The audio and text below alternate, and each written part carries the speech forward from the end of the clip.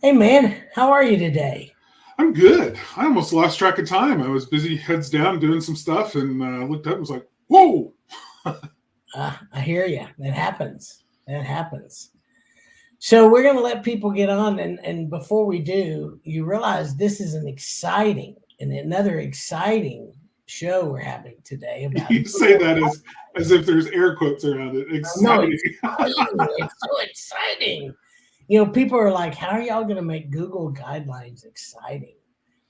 Well, Uh, it's important, that's for It sure. is important. So I'm going to go. I'm pretty sure I can do this, and I got to give Jonathan chops every week just because I like doing it. If I can find it.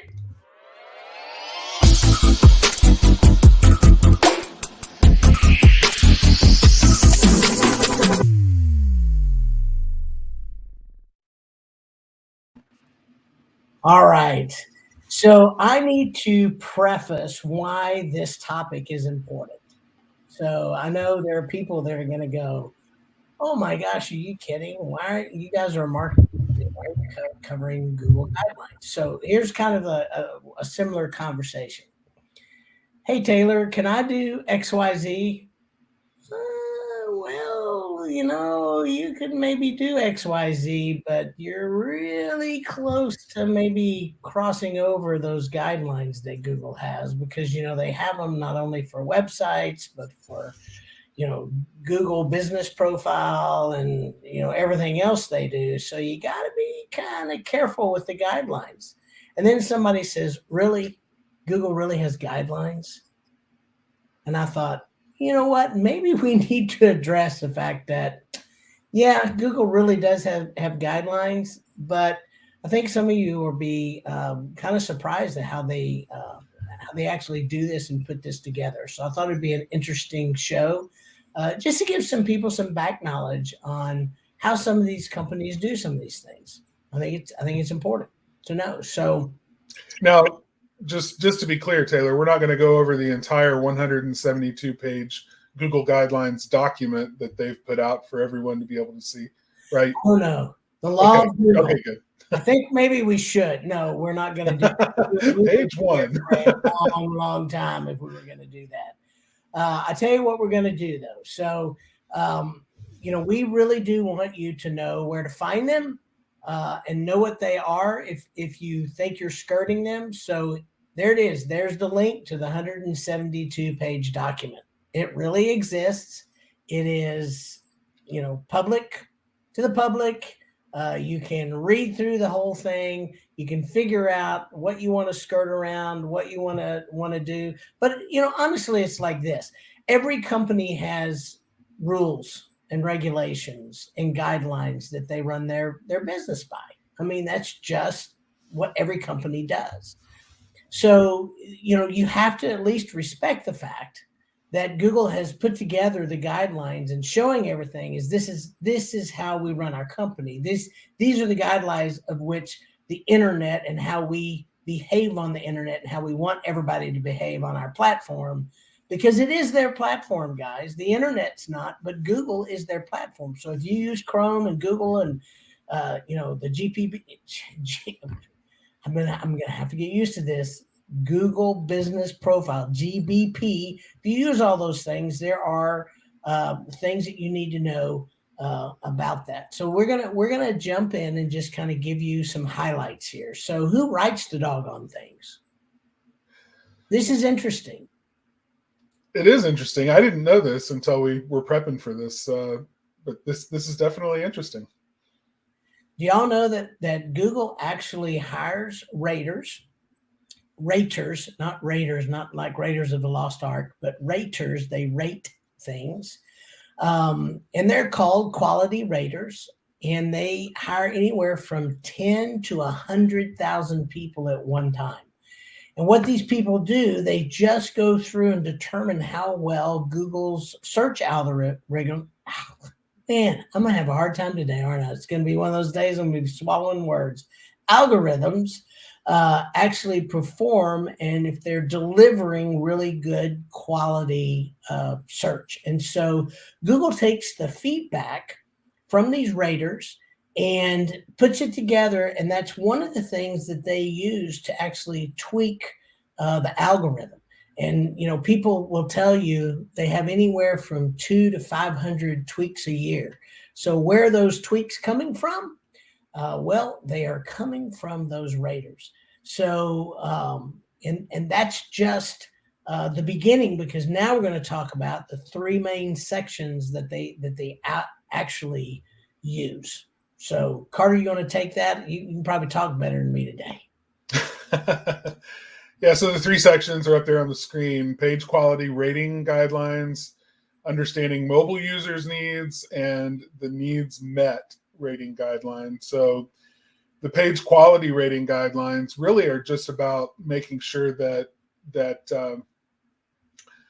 the things that need to be there in search results are there, that when somebody does a search in Google, that the pages that are being returned are exactly the pages that have the quality information that's needed to satisfy the searcher's intent. So if the searcher is looking for spaghetti recipes and they get back a page that's all about how to untangle a ball of yarn that looks like spaghetti, then obviously that page has not met Google's quality rating guidelines, which informs Google that they need to make some changes to their algorithm to tighten things up and present information that really is, that's going to be relevant to the person who's searching. So there's three main things that they look at, and this is summarized in an acronym that they use called EAT, or EAT. The first is, the E is expertise. So does the page have, is it presented by someone that we believe has expertise in the subject? Is it presenting factual information that can be backed up? Authoritativeness. Is it being presented by someone who actually knows what they're talking about, or is it being presented as someone who just read a bunch of stuff other places and then put together a page, right? I mean, is it really authoritative? And then trustworthiness goes back to kind of some of those same things. It's a little bit different just in terms of its quality score there for what it's doing. Taylor, if I'm getting any of that wrong, let me know. But I think that's pretty close anyway. Yeah, no, I'm you're right on. You're right on with all that. So they're also looking at content quality. How well is it written? Does it follow basic writing guidelines for good writing? I mean, punctuation, spelling, grammar, all of that kind of stuff. But also, is it compelling content? Is it not just dry reading, but actually interesting? And they're judging that based on a whole lot of factors, but there's that as well. They're looking at the ownership of a website and also the website's reputation over time. Does the website have a reputation for presenting good information consistently and meeting the needs of searchers who are searching for content when this website pops up? Which I'll just tell you, meeting the needs of searchers is kind of that really is their big intent. If you're wondering how the raters rate, when they go in there and actually do a search, they've got an entire list of things that they have to check off that says it meets this criteria. So if it doesn't meet the searcher's criteria, then Google knows they've got a problem. So it's really, really interesting when you get into that. But we're gonna do this because y'all don't want to read probably the entire 170 some odd pages. So we're going to hit some of the high points that we think that really matter here. But before we do, that where you can, that blue thumb up there when we do this, or the red heart that's up there. I don't know if that's a really good heart, but that's as close as my hands will let me do.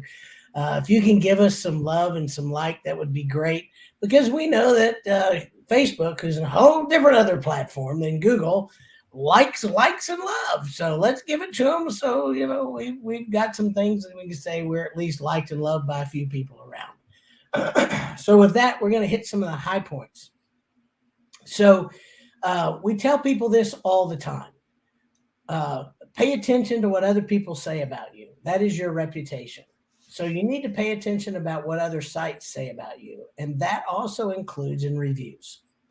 So, which the next step is address positive and negative reviews. We've been telling this to people for years. Have the conversation with your client, address those reviews, both positive and negative.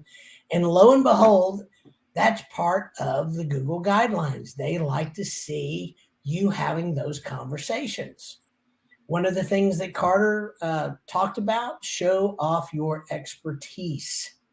This is why people that say I just want pictures on my website. Well, that's great, but don't just put pictures. If that's all you want on your website, you better have some pictures, some videos, some other things that are showing off the expertise in the area that you are. So you just can't put up pictures. You need to show off your expertise. Clarify who is responsible for the information on the page. Okay, guys, this is a good one, right? Ultimately, if you own the business, you're responsible.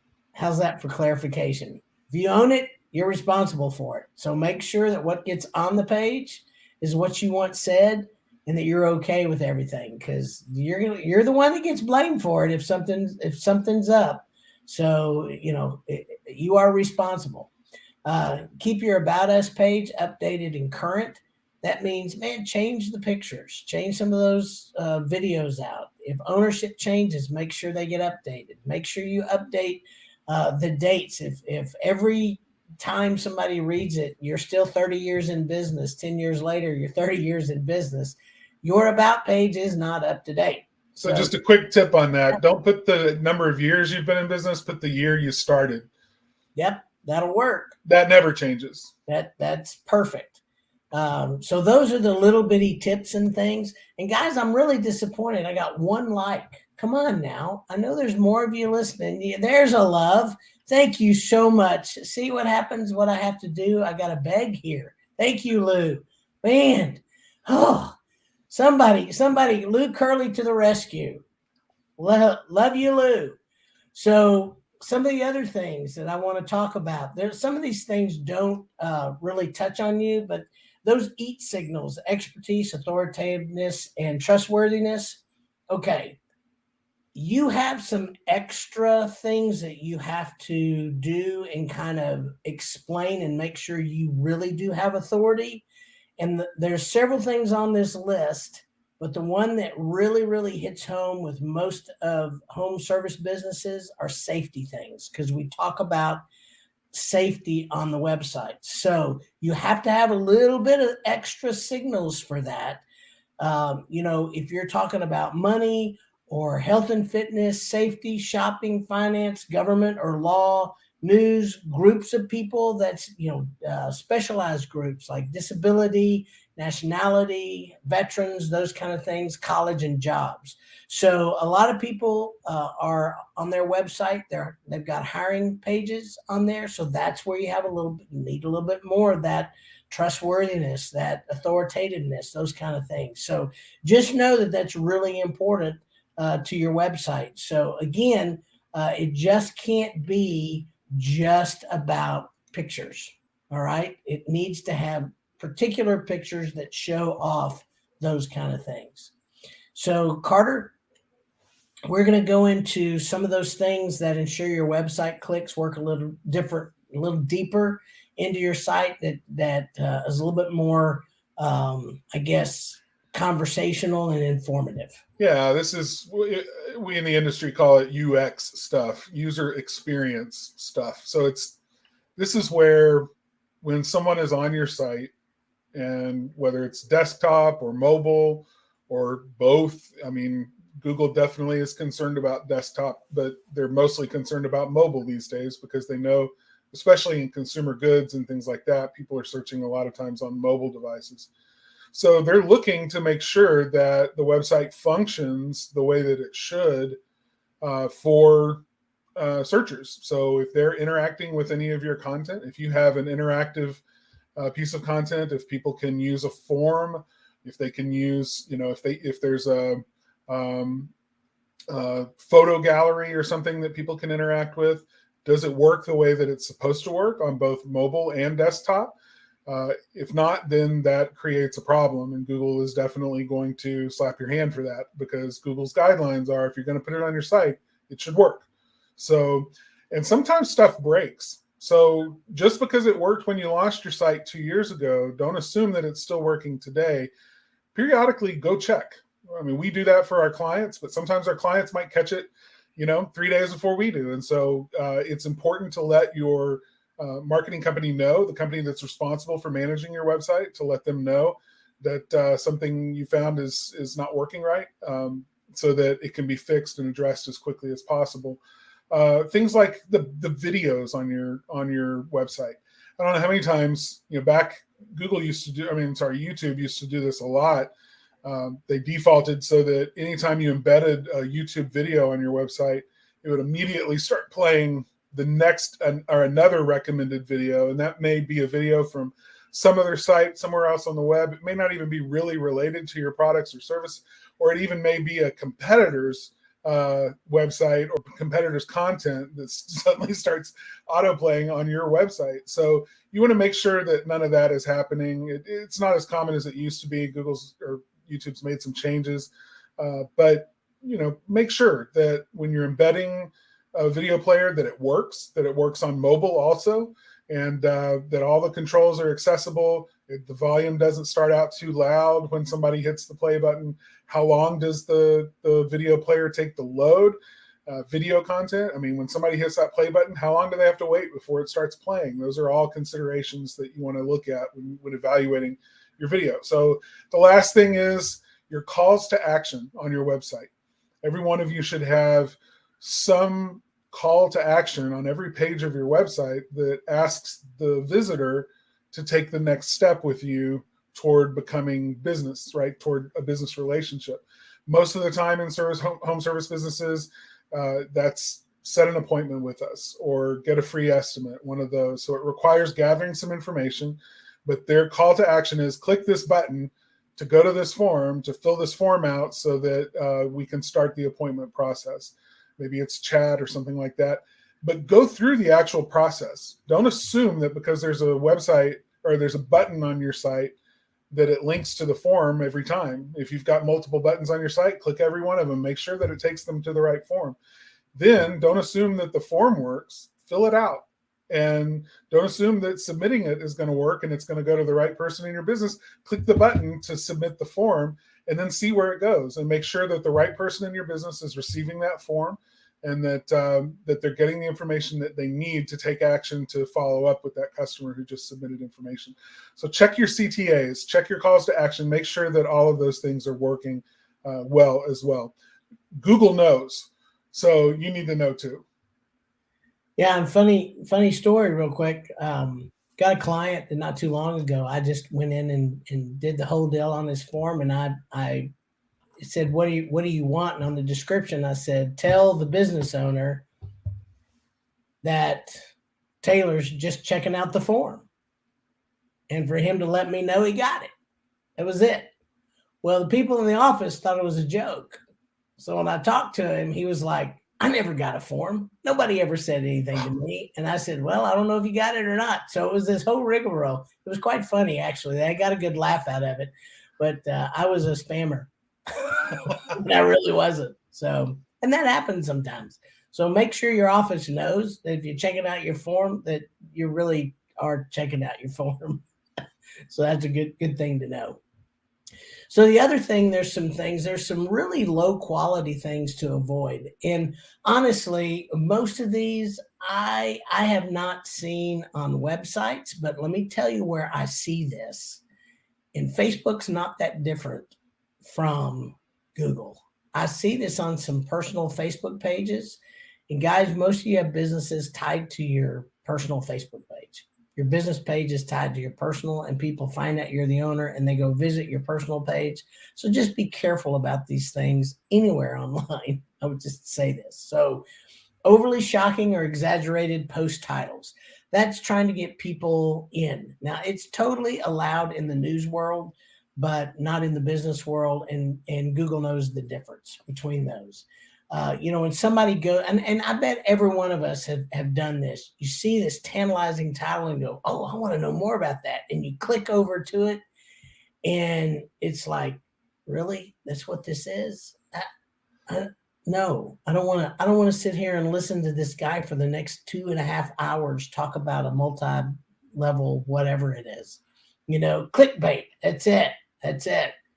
Just don't do that. That is not what Google doesn't like that.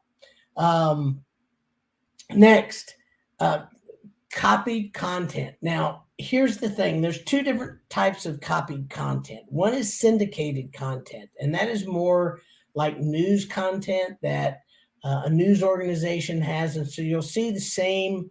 I have this app called a Smart app. It's a news app, and I can go through it in about 5 minutes. And one of the reasons I can is because AP writes the same thing that NPR writes, that CNN writes, that Fox News writes. They're all writing about the headlines. And so they're all very similar content.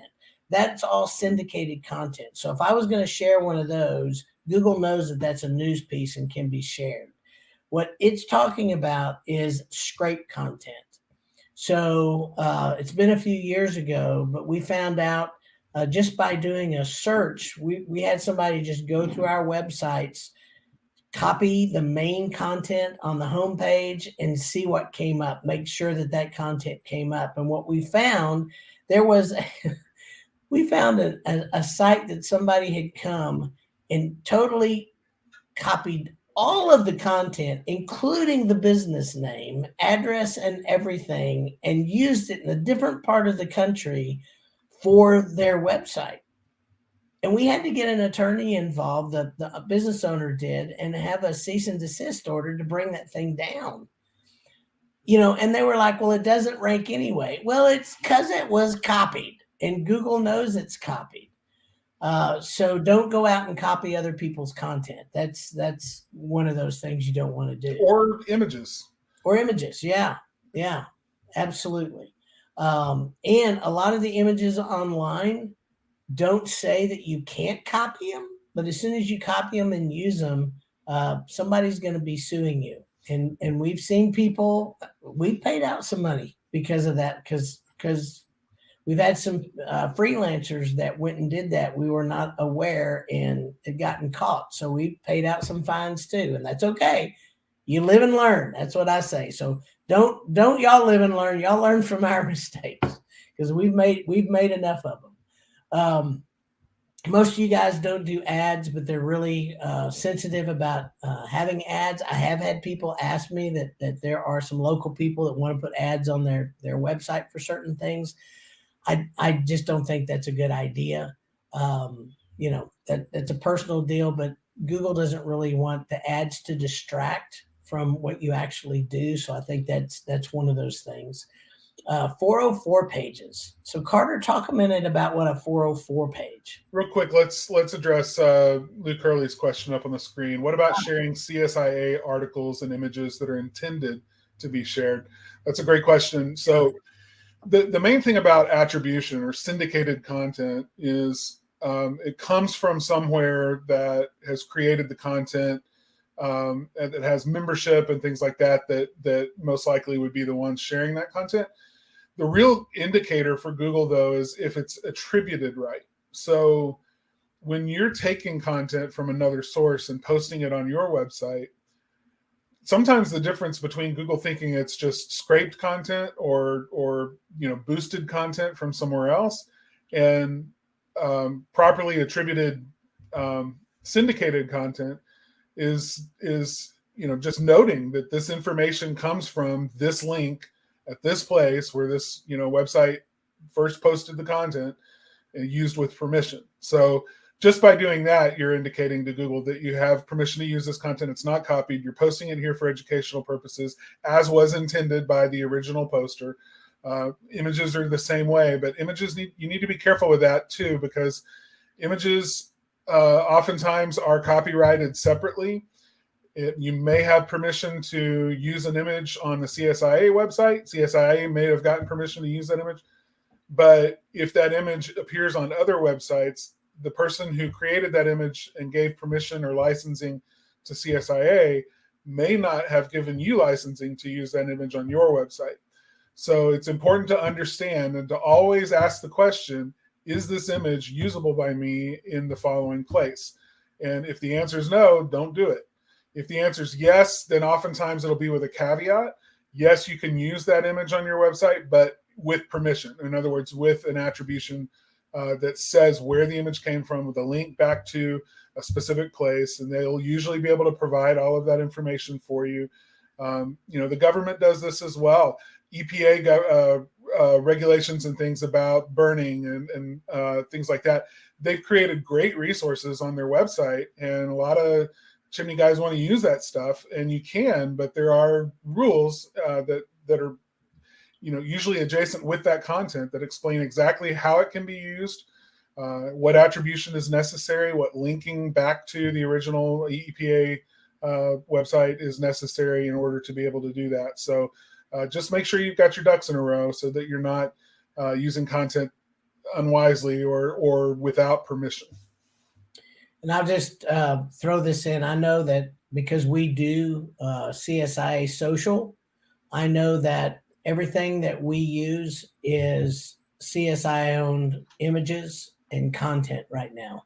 So we're not using anything that's not owned by CSIA. And if it's something that's NFI, it's identified as such. So just kind of know that. Hopefully that helps as well. All right. So real quick to the 404 question. A 404 page is just 404 is techie language for page not found. So if you've ever clicked on a link and ended up on a page that said, we can't find this resource, don't know what you're talking about, or just looks like error code or whatever, that's most likely a 404 page. So it's useful and it's a good idea, and Google's guidelines recommend that you provide some kind of feedback and information to the visitor about what to do next. Like, don't just make it a dead end, but tell them, it looks like this is a broken link. This has been reported to the webmaster, but also, you may want to click here in order to do another search or to find more information that might be relevant to what you're looking for. Some kind of guidance to help them understand that. So that's recommended. And then the other thing is you got to pay attention to keyword intent and freshness. So there's two things. One of the things that we do for our clients is we go in periodically. When I say periodically, it's normally monthly, and we just tweak some words here and there. We don't change the meanings. We don't do a lot of that, but we just kind of tweak, here and there, and make sure that we might change a place that says chimney sweeping to chimney cleaning and go somewhere else that chimney sweeps and put sweeping. So it's the same intent, but we're just kind of moving things around to freshen that page up. The other thing is if we said something like, my gosh, this HVAC company is the greatest HVAC company in the HVAC world, in the HVAC, and we use it and use that keyword, then we're keyword stuffing. So the intent is not necessarily for educational purposes or to be informative. The intent is to stuff all these keywords in there so it comes up when somebody types, I need an HVAC company. Okay, so that's kind of how intent works. So you want to make sure that the content that's on the page is well written, it makes sense, it's not keyword stuffed, but that you also go in and you freshen it up from time to time. So that's really important that we do that. And I've had people ask me, why do y'all do that? That seems like be a totally waste of time. Well, we do it because when the bots come through, they pick up on, and it's like, oh, somebody is paying attention to this website. And that's really what it is. Because if you just put a website up and you don't work it, you don't do anything on it, eventually it will start to slide. And that's how that works. So we want to make sure there's some freshness going on. And it sounds kind of really rote, but it's the consistency. So every month you want to be on your website, making little changes, doing little things, having just little tweaks here and there. And it helps. So, hopefully that helps you. But here's the bottom line, Carter. it's kind of like being married. What does your wife want? You want to stay married? You got to know what your wife wants, right? And make sure that you're, That- letting her have it. Yeah, Giving her what she wants. that's it. I know you've only been married once. I've been married twice, and I'm just telling you that's important. It does better when you. You know that. So, what does Google really want? All right, what does Google want? Well, it's not really hard. Google wants just some very basic things. All right. Google wants its algorithm to reward high quality content and avoid malicious or thin content. That's it. It's about high quality. They want their websites that they serve up to be of the highest quality, the best information that covers really EAT. I mean, that's what it is: trustworthiness, authority, just Expertise. great information and with expertise. And that's one of the reasons if you have a really well written, well thought out, well planned website, most of those websites are the ones that end up getting seen across the board. And that's the both the beauty of knowing that's what you have to do. But if you don't do that, don't know how to do that, don't want to pay for that, then you get what you get. So it's just kind of the way they did it. I'm going to let you take the next two because my voice is going. Yeah, just make sure that your content is helpful. The Google algorithm isn't stupid anymore. It can tell whether or not a page has good information on it, whether it would help people who are searching. So just make sure that it's not up there to be spammy or trying to snare people into clicking and then not delivering what you said you were going to give them if they clicked. And just make sure that it's really helpful information, not just something that looks good or sounds good, that to get them to click.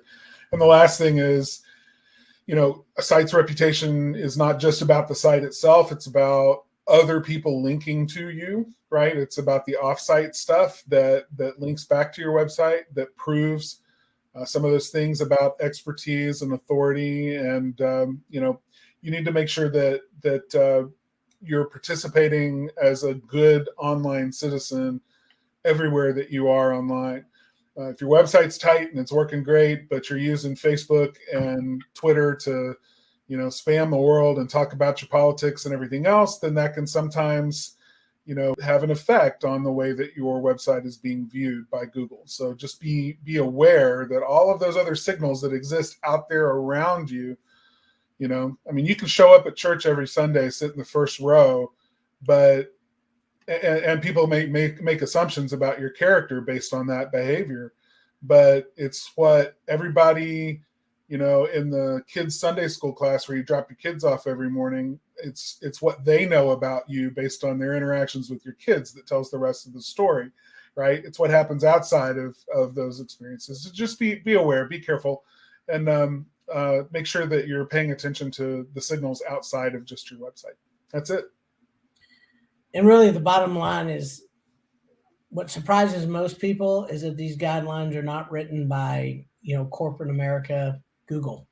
They're really written by real people that Google hires to just see if they have, if they're serving up the best quality based around their guidelines as possible and tweaking from there. So hopefully that makes you feel a little bit better about the rules and guidelines. And if you want to know more, man, hey, jump in, read that 172 pages. I'm sure, it would probably put me to sleep. Light reading, really. I mean, just keep a copy of it in there in the bathroom, and you'll get through it eventually. Yeah, it's kind of put it with the Constitution and the Bible. Yeah. The two other big light reading things. Yeah. That's what I say. Yeah, there you go. So, guys, Spark Live can now be found as a podcast on Spotify, iTunes, Google Play, or your favorite player. I've been told we need to check if we can get it on Google Play. If you just ask for it on Google Play or Alexa, somebody told me it should come up. So that would be interesting. I don't have one of those fandangled things in my house. So if you got one of those, try it out. Ask for Spark Live. See what happens. Let us know. That'd be fun. Next week, we're going to talk about conversational marketing and how that you can utilize it. That's one of the things that a lot of people don't don't realize is the internet is much more two-way than we've ever had before, and people are really they get exposed to conversational marketing, they like it, and they're now coming to expect it. So I think we're gonna have a good one next week. Guys, if you have any other comments or questions, please put them in. We're going to wrap it up here shortly. We'll try to stay within our 30 to 40 minute time frame. And if you have anything that we have not covered that you think I would like those guys to cover that, please get me. I am Taylor at sparkmarketer.com, or let Carter know, Carter at sparkmarketer.com. And we'll put it together. We'll do some research and figure it out for you. So with that, we're going to say goodbye. Again, if you can give us some likes and hearts on the way out, that would be awesome. And we'll see you next week. Bye, guys.